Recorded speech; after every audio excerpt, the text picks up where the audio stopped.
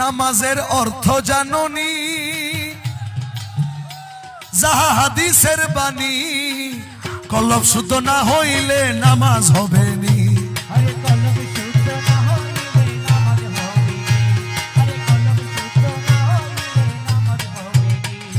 সেজদা দিলে অনুমানে,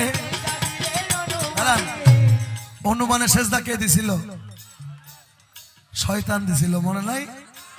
আল্লাহ বলছে তুমি আদমকে সেজদা করো, সে আল্লাহকে সেজদা করতে রাজি, কিন্তু আদমকে সেজদা করতে।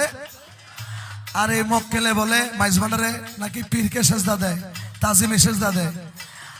আরে আদমকে যে সেজদা দেয়, আদমকে যে সেজদা দেয় তারে সে আল্লাহর হুকুম মানে, আর যে আদমকে সেজদা দেয় না তে তো শয়তানের অনুসারী।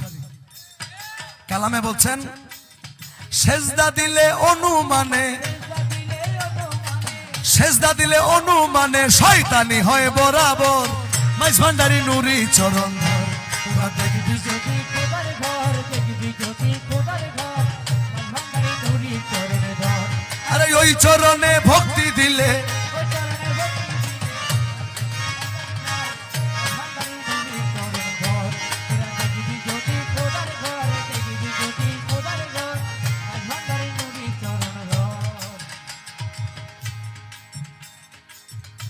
সে কত বড়